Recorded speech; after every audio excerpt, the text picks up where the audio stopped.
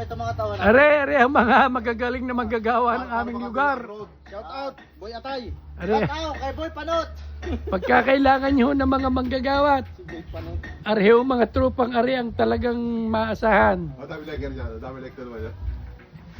Are ang kanilang boss. Oh. Si boss ninyo. Kami po ang Boss mga ninyo. tropang patinan. Oh. Ito talagang, ito ang project niya ngayon. Are, hindi ko bahay. Bahay o rin na kapitbahay ko.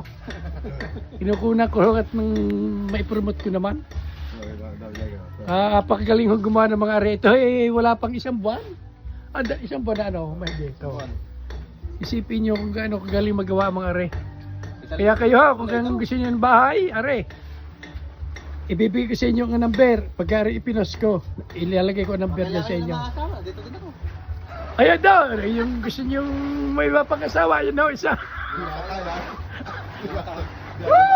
Dalawa ang anak niya. Well, Alam mo boss eh. may experience na. Alam mo boss eh. Panganay. Ay, walang tabi.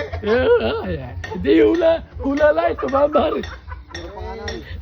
Hulugan lang ho. Bernard, wala ni boss. Walang sasabi. Ay siya, ay ba, ang balay ko. O siya. Create, content. Basta rin lang masasabi ko, kung kailangan magpagawa ng bahay, ari yung trupang ari ay Kontak.